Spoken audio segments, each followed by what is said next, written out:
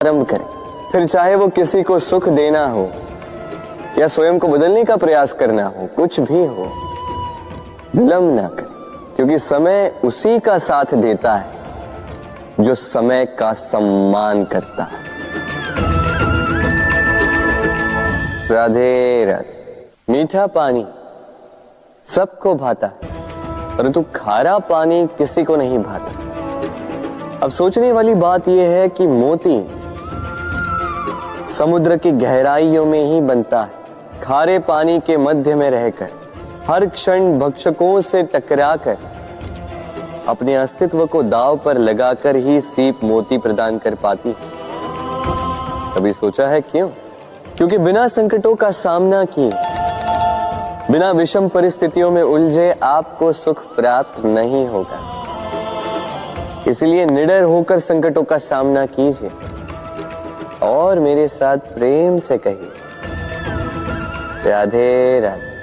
हम सब समय की महत्ता को पहचानते हैं। समय ही हमें बनाता है, समय ही हमें नष्ट कर देता है।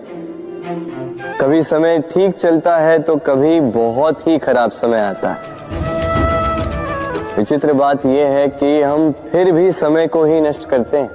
स्मरण रखिएगा, समय केवल जाता है, कभी आता नहीं। इसलिए समय की प्रतीक्षा में समय व्यर्थ ना करें। जो भी करना है आज अभी इसी क्षण प्रारंभ करें, फिर चाहे वो किसी को सुख देना हो या स्वयं को बदलने का प्रयास करना हो, कुछ भी हो, विलंब ना करें, क्योंकि समय उसी का साथ देता है जो समय का सम्मान करता है। राधे राधे। कहते हैं सबकी सीमा होती है, कठिनाइयों की, पीड़ा की, संकट की, अंधकार की भी। यदि किसी की सीमा नहीं होती तो केवल कड़े परिश्रम की। आपने देखा तो होगा, रात कितनी भी काली हो, सितारे परिश्रम से उससे लड़ते रहते और अंत में सवेरा आ ही जाता। आंधियां पंछियों के बसेरे को तहस नहस कर देती, किंतु पंछियां अपने परिश्रम से उसे पुनः बना ही लेती, क्योंकि सीमित को असीमित से हारना पड़ता और परिश्रम असीमित। राधे राधे। बहती नदियां कितनी सुंदर होती हैं, पावन होती है। जहां से जाती है वहां एक नया जीवन प्रदान करती, धरा को सींचती, अकाल को दूर रखती, और कदाचित इसीलिए नदी को मां समान पूजा जाता है। किंतु क्या कभी आपने सोचा है कि नदी जन्म कैसे लेती? क्या ये प्रारंभ से ही इतनी विशाल और वेगवती होती? नहीं, वर्षा की छोटी छोटी बूंदें गिरकर मिलती, एक सूक्ष्म धारा बनाती। ये धारा पर्वतों के हिम को काटते हुए, स्वयं में पिघलाते हुए, जल प्रपातों से गिरती, चट्टानों से टकराती और फिर जाके नदी बनती। इसी प्रकार ऐसे ही सीधे सीधे कोई महान नहीं बन जाता। छोटे छोटे प्रयास मिलकर एक विशाल व्यक्तित्व बनाते। इसलिए जीवन में प्रयास करते रहिए, अस्तित्व अपने आप ही बन जाए। राधे राधे।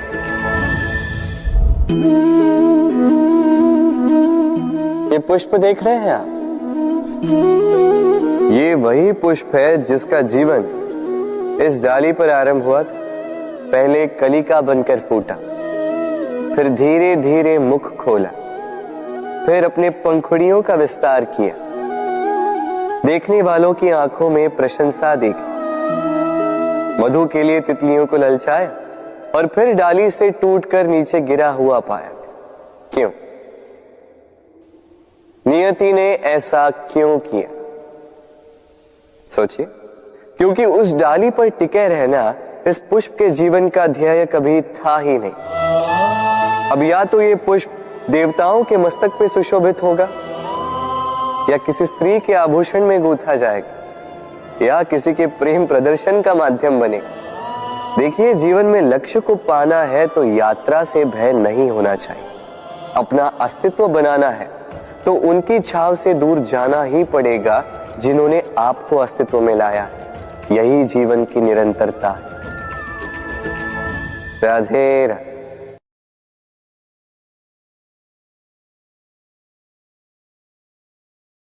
होता है, सागर का जल खारा होता है और किसी नाले का जल दुर्गंध से भरा। क्यों? नदी का जल मीठा होता है क्योंकि वो सबको जल देती है। सागर जल लेता है, इसीलिए खारा होता है। और नाला, उसका बहना रुक जाता है और इसी कारण से वो दुर्गंधपूर्ण हो जाता है, किसी काम का नहीं रहता। हमारे जीवन में भी कुछ ऐसा ही होता है। यदि नदी की भांति जीवन में कुछ देना सीखो तो जीवन में मिठास बनी रहेगी। यदि सागर की भांति बांटने के स्थान पर केवल संचय करते रहो तो मन में खटास बढ़ती रहेगी। और यदि नाले की भांति बहना छोड़ दो, कर्म करना छोड़ दो तो किसी काम के नहीं रहोगे। इसलिए बिना किसी विराम के कर्म करते रहो और जो कुछ भी आपके पास है उसे बांटना सीखो। मन प्रसन्न होकर बोलेगा, राधे राधे। मनुष्य में एक बड़ा ही विशेष गुण पाया जाता है, मूल्यांकन करना। क्या महंगा है, क्या सस्ता है। जिसे खरीदने के लिए अधिक धन लगे, अधिक परिश्रम लगे, वो महंगा। जिसे खरीदने के लिए कम धन, कम परिश्रम लगे, वो सस्ता। परंतु क्या यही पूर्णतः सत्य है?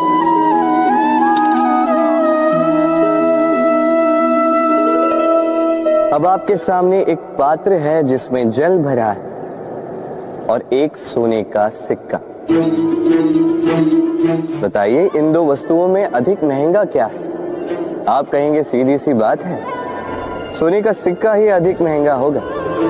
इस सोने के सिक्के से आप ऐसे कई सारे जल के पात्र खरीद सकते हैं। चलिए, उचित। अब सोचिए, यदि आप किसी मरुस्थल के बीचों बीच फंसे, प्यास से तड़प रहे, तब क्या महंगा होगा? तब तो आप इस एक घूंट जल के लिए अपनी जीवन भर की कमाई पाई पाई यूं ही गंवाने के लिए सज्ज हो जाएंगे। स्मरण रखिएगा, जीवन में महंगी या सस्ती वस्तु नहीं, परिस्थिति होती। और आवश्यकता पड़ने पर जो काम आ, उससे अमूल्य इस संसार में और कुछ भी नहीं। राधे राधे। ये है सुई और ये है तलवार। अब आप बताइए, आपके दृष्टिकोण से इन दोनों वस्तुओं में से क्या अधिक शक्तिशाली और महत्वपूर्ण होगा? आप कहेंगे तलवार ही अधिक शक्तिशाली या महत्वपूर्ण है। चलिए मानते हैं तलवार अधिक भारी होती है। तलवार युद्ध में आपको विजय दिलाती है, शत्रु का विनाश करती है, किंतु तलवार से कभी आप आपके वस्त्र सी नहीं पाएंगे। यदि पांव में कांटा चुभ जाए तो उसे आप तलवार से नहीं निकाल सकते, आपको सुई का उपयोग करना ही होगा। अब बताइए, तलवार को पाने के पश्चात ऐसे इस प्रकार सुई को खो देना क्या उचित होगा?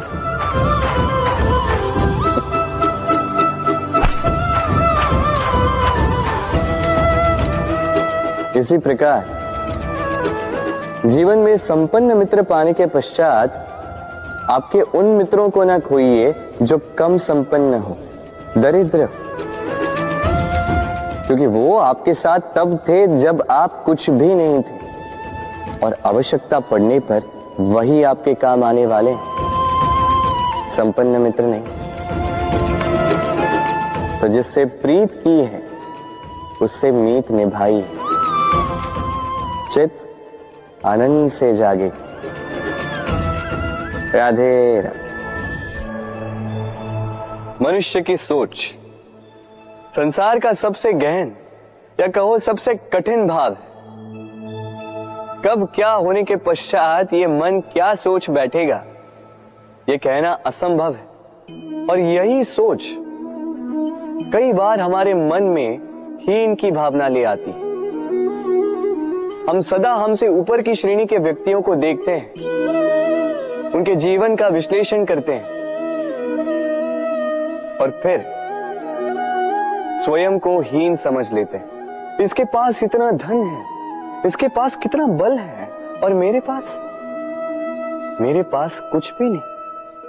मैं कितना हीन व्यक्ति हूं, संसार के लिए मैं कुछ भी नहीं। होता है ना ऐसा? किंतु ऐसा नहीं है। आपके पास भी बहुत कुछ है, पलट के देखिए। किसी भूखे व्यक्ति को केवल एक रोटी मिल जाए तो भले ही दूसरों के लिए वो अन्न का दाना होगा, किंतु उसके लिए वो भोज से कम नहीं। इसलिए जब भी मन में हीन भावना जागे, अपनों की ओर देखिए, उनकी ओर पलटिए। आपको विश्वास हो जाएगा कि भले ही आप ये मानते हो कि इस संसार के लिए आप कुछ नहीं है, कुछ लोगों के लिए आप संपूर्ण संसार हैं। तो जो आपका संसार है उसमें प्रसन्न रहना सीखिए। राधे राधे। कितना सुंदर पुस्तक है, सुंदर आवरण है, सजाए हुए पृष्ठ,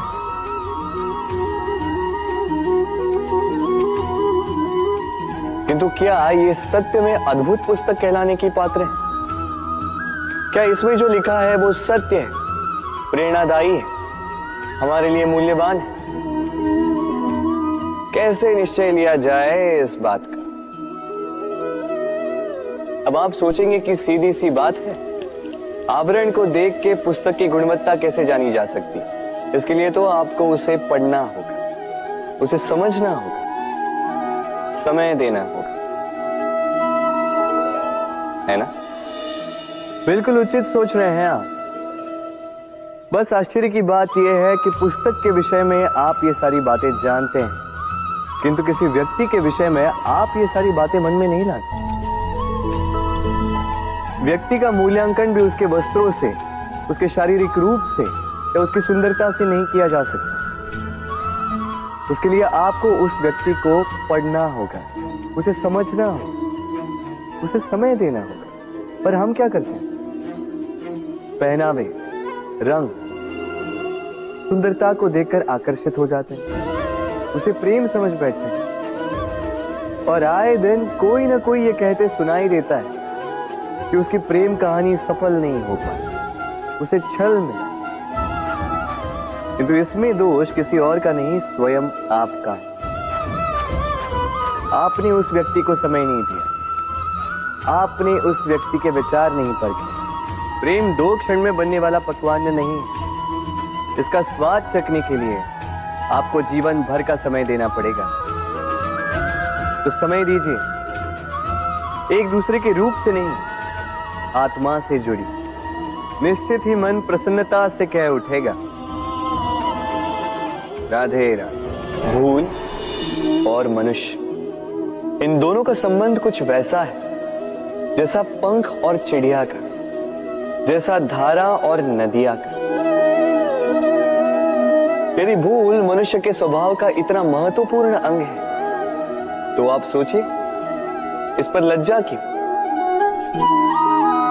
इस पर लज्जा करना ठीक है ही नहीं। वैसे देखा जाए तो भूल हमें स्वयं को और श्रेष्ठ बनाने का अवसर देती है, पहले से अच्छा प्रदर्शन करने की प्रेरणा देती है। अब कदाचित आप में से कुछ इस बात से सहमत नहीं हो, क्योंकि बहुतों की दृष्टि में भूल दोष को जन्म देती, दोष अपराध को, और अपराध के लिए क्षमा नहीं, दंड मिलना चाहिए। किंतु क्या आपने कभी सोचा है कि ऐसा क्यों होता है? क्या कारण है इसका? इसका कारण है भूल स्वीकार करने से बचना। यदि आप कोई भूल करोगे और उसे स्वीकारोगे नहीं, तो वो भूल दोष में बदल जाएगी और वो दोष अपराध। तो साहस रखिए, अपनी भूल को स्वीकार करना अपनी भूल को सुधारने की दिशा में सबसे पहला कदम होता है। और स्मरण रखिएगा, यदि कुछ अपराध है तो वो है समय पे अपनी भूल ना स्वीकार। राधे राधे। एक शब्द है जो हमें कभी कभी या कहो कई बार सुनाई देता है, स्वार्थ। वो व्यक्ति स्वार्थी है, उसने स्वार्थ में आके ये बुरा कर्म कर दिया, आदि इत्यादि। देखा जाए तो संसार स्वार्थ को पाप का मूल मानने लगा, परंतु क्या स्वार्थ सच में बुरा है? नहीं।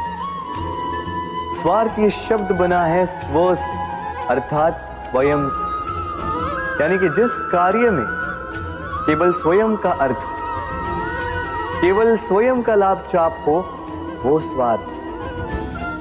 अब प्रश्न ये उठता है कि आपका स्व क्या है? यदि आपके स्व में केवल आप हैं तो आप अवश्य स्वार्थी हैं। यदि आपके स्व में परिवार सम्मिलित है तो आप परिवार्थी हैं। यदि आपके स्व में अन्य लोग सम्मिलित हैं तो आप परोपकारती हैं। और यदि आपके स्व में ये संसार सम्मिलित है तो आप परमार्थी हैं। तो अपने स्वार्थ से दूर ना जाएं, उसका विस्तार करें। अपने अस्तित्व का विस्तार करोगे तो ये स्वार्थ स्वयं ही परमार्थ में बदल जाएगा। राधे राधे। हम में ऐसा कोई नहीं होगा जिसने वृक्षों को ना देखा, वृक्षों पे इन पक्षियों को ना देखा, इनके घोंसलों को ना देखा, इन पक्षियों को अपने छोटे छोटे बच्चों को भोजन कराते ना देखा। संसार का सबसे ममत्व वाला दृश्य होता है। चिड़िया दूर से अपनी चोंच में दाना भरकर लाती, स्वयं भोजन करने में असक्षम संतान की चोंच में डालती, स्वयं भूखी रहकर निस्वार्थ निश्चलता से। और जब संतान के पंख निकल आते हैं, वो उसे उड़ना सिखाती और उसके पश्चात उसे स्वतंत्र कर देती है अपना जीवन जीने के लिए, इस आकाश में उड़ान भरने के लिए। और हम मनुष्य क्या करते हैं? जिस संतान को हम पंछी की भांति पालते हैं, उसके पंख निकलते ही हम उसे बांध देते हैं, ये सोच के कि कहीं वो दूर उड़कर न चली जाए। ऐसा नहीं कि इस स्थिति में माता पिता को संतान से प्रेम नहीं है, अवश्य, किंतु इसमें प्रेम पर मोह भारी पड़ जाता है, जो स्वयं अपने और संतान के भविष्य के बीच में बाधा बन जाता है। हम ये भूल जाते हैं कि हम केवल जन्मदाता हैं, भाग्य विधाता नहीं। तो जब प्रेम में मोह आ जाए तो वो प्रेम नहीं, स्वार्थ बन जाता है। इसलिए प्रेम को पास रखिए और मोह को दूर, क्योंकि जिससे प्रेम करते हैं उसका विकास नहीं रोका करते। राधे राधे। एक पिता के लिए उसकी संतान उसका गर्व है, उसका अहंकार है, और संतान के लिए उसके पिता उसका आदर्श, उसकी प्रेरणा। बिना कहे पिता संतान की हर इच्छा समझ जाता है और उसे पूरी करने की चेष्टा करता है। दूसरी ओर संतान सदैव प्रयास करता है कि अपने माता पिता को गर्वित करता रहे, किंतु ये बंधन एक स्थान पे आके टूट जाता है। तब जब संतान स्वयं की इच्छा से अपना जीवन साथी चुनना चाहे। क्यों? कारण है संवाद की कमी। जब बात आती है संतान के विवाह की, तो माता पिता सोचते हैं कि इसमें संतान से क्या पूछना, हम उसके लिए कुछ अनुचित तो चाहेंगे नहीं। और संतान का यह मानना होता है कि उसका भविष्य चुनना उसका अधिकार। दोनों आपस में दुखी रहते हैं, किंतु बात कोई नहीं करता। होना यह चाहिए कि माता पिता को उसी स्नेह के साथ संतान की इच्छा समझ लेनी चाहिए और संतान को उसी विश्वास के साथ माता पिता को विश्वास में ले लेना चाहिए। एक बार संवाद करके देखिए, वर्तमान और भविष्य दोनों ठीक हो जाएंगे। मन बड़ी ही विचित्र कृति है। ये मन शरीर के किस अंग में बसता है कोई नहीं जानता, किंतु संपूर्ण शरीर इस मन की इच्छा साकार करने के लिए प्रयास करता रहता है। अब यदि मन कुछ खाने का करे तो व्यक्ति उसकी वनो उपवनों की इच्छा साकार करने का माध्यम ढूंढता रहता है। अब यदि मन किसी को शत्रु समझ ले तो व्यक्ति उसे नष्ट करने का हर संभव प्रयास करता है। अब यदि मन किसी से प्रेम करे तो उसकी प्रसन्नता के लिए हर सीमा लांघने के लिए सज्ज रहता है। परंतु जीवन सुखद हो, इसके लिए आवश्यक है कि मन खाली हो। इस बांसुरी की भांति भीतर कुछ भी नहीं, न राग है न द्वेष, तब भी तार छेड़ने पर स्वर निकलता है। इसी प्रकार मन को भी भावनाओं से मुक्त रखना आवश्यक है। स्मरण रखिए, मन में कुछ भर के जियोगे तो मन भर के जी नहीं पाओगे। राधे राधे। मनुष्य का स्वभाव है कमाना, संग्रह करना, फिर चाहे वो धन हो, नाते हो, संबंध हो या हो प्रसन्नता। परंतु क्या आपने कभी सोचा है नियति ने यह संग्रह करने की प्रकृति मनुष्य में क्यों डाली? एक बीज से पौधा पनपता है, उसके भोजन से फल संग्रहित होता है। क्यों? इसलिए ताकि वृक्ष उसे स्वयं खा सके? नहीं, बल्कि इसलिए ताकि वो भूखे जीवों में बांट सके। अब आप पूछेंगे कि इसमें वृक्ष का क्या लाभ? लाभ है, क्योंकि जो बांटता है वो मिटता नहीं। जो फल ये जीव खाते हैं वो उसके बीजों को वातावरण में बिखेर देते हैं, जिससे जन्म लेते हैं नए वृक्ष। उसकी जाति, उसका गुण, उसकी मिठास अमर हो जाती है। इसलिए स्मरण रखिएगा, अमीर होने के लिए एक एक क्षण संग्रह करना पड़ता है, किंतु अमर बनने के लिए एक एक कण बांटना पड़ता है। राधे राधे। प्रेम संसार का सबसे पवित्र बंधन है, पर सच पूछो तो ये बंधन से मुक्ति है, स्वतंत्रता है।